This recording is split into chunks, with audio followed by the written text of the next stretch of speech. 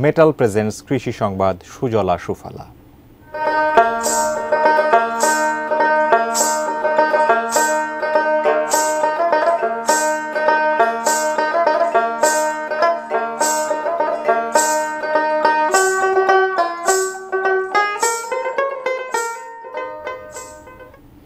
রাঙ্গামাটির নানিয়ারচরের পাহাড়ি এলাকায় এবার হানিকুইন জাতের আনারসের ফলন ভালো হয়েছে, তবে দাম না পাওয়ায় হতাশায় চাষিরা।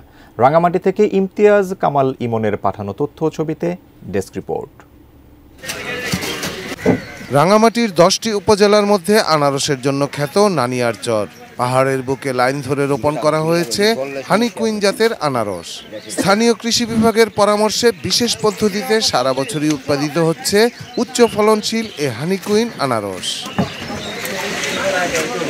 এক একটি আনারস উৎপাদনে খরচ পড়ে 5 থেকে 7 টাকা, আর আকার ভেদে বিক্রি হয় 10 থেকে 25 টাকায়। এবার নানিয়ারচরের বিভিন্ন পাহাড়ি এলাকায় এ আনারসের আগাম ফলনে কৃষকের মুখে হাসি ফুটলেও দাম না পাওয়ায় হতাশা ব্যক্ত করেছেন চাষিরা। এখানের মানুষের জীবিকা হলো আনারস। এখন আনারসের চাষ করার পরে আমরা সময় মতন ঠিক মতন পয়সা পাওয়া যায় না, দাম পাওয়া যায়। দিন মজুরি বেশি, অনেক খরচ, গাড়ি ভাড়া বাড়তি, তেলের দাম বাড়তি।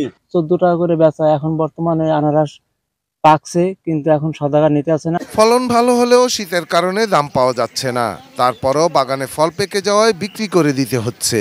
বাজার এখন খারাপ হলে আমাদের নিতে বাধ্য। বর্তমানে যে অবস্থা, বাজারে খারাপ।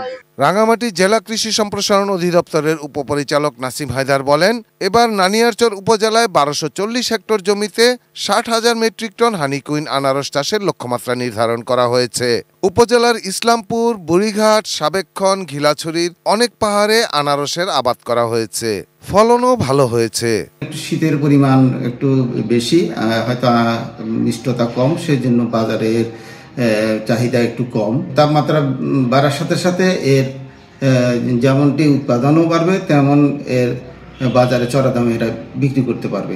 নানিয়ারচরের আনারস চাষিদের স্বল্প সুদে ঋণ দেয়া, সঠিকভাবে বাজারজাত নিশ্চিত করার পাশাপাশি রাঙ্গামাটিতে একটি হিমাগার করা গেলে চাষিরা আরও উৎসাহিত হবেন বলে মনে করেন সংশ্লিষ্টরা। Shahidul Rana, desk report, ATN news.